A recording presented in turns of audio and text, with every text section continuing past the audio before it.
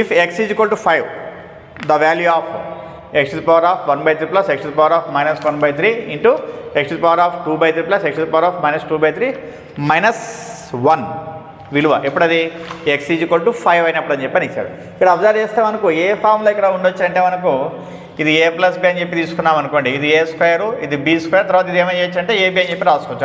ఎలా అంటే మనకు a plus B into a square plus be square minus AB. ఏం ఫార్ములా అంటే A cube plus be cube. ఇప్పుడు దీన్ని బేస్ చేసుకొని నేను ఈ మొత్తాన్ని రాసుకుంటా.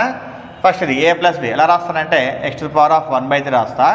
ఇక్కడ ఇది ఏ ఫామ్లో ఉంది, ఇది e to the power of minus m అంటే ఏమని రాయచ్చు మనం 1/e to the power of m అని చెప్పి రాసుకుంటారు. ఎలా రాస్తా 1/x to the power of 1/3. ఇదేమైంది ఏ ప్లస్ బి అనమాట. ఇప్పుడు ఇది a square means x to the power of 1/3 whole square రాయచ్చు. తర్వాత బీ స్క్వేర్ అంటే ఎలా రాస్తానంటే బి అంటే మనకు 1/x to the power of 1/3 ఏం రాయాలి హోల్ స్క్వేర్ రాస్తా. ఎందుకంటే ఇది బైలో ఉంది కాబట్టి పైకి వస్తే అవుతుంది మైనస్ అవుతుంది. ఓకే, నెక్స్ట్ మైనస్ 1 అంటే ఏం రాస్తా ఏ ఇంటూ బి రాస్తా. ఇది ఏ ఇంటూ బి అంటే x to the power of 1/3 into 1/x to the power of 1/3 ఏమవుతుంది, ఈ రెండు క్యాన్సిల్ అయితే ఎంత వస్తుంది 1 వస్తుంది. అంటే దీని మీనింగ్ ఏం మనకు a plus B into a square plus be square minus a b. It means a cube plus be cube అంటే x to the power of 1/3 whole cube plus 1/x to the power of 1/3 మళ్ళీ ఏం రాయొచ్చు whole cube రాయొచ్చు. Okay, ఇది ఏ cube. Next ఇది ఏమవుతుంది b cube అవుతుంది.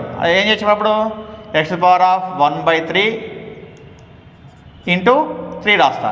Next మళ్ళీ plus 1/x to the power of 1/3 into 3 రాసుకుంటా. అప్పుడు ఏమవుతుంది, ఈ రెండు క్యాన్సిల్ అయితే ఎక్స్ ప్లస్ ఏమొస్తుంది 1/x వస్తుంది. అప్పుడు మనకి x ఈజ్ ఈక్వల్ ఏమన్నాడు 5 అన్నాడు. కాబట్టి ఏం చేస్తా 5 ప్లస్ 1/5 ఎంత ఎల్సిఎం 5 ఎంత 25 ప్లస్ 1 ఎంత 26. సో 26/5 అనమాట. మరి ఏ ఆప్షన్ అంటే మనకి ఇచ్చిన వాటిలో వచ్చేసి third option is the right answer అనమాట.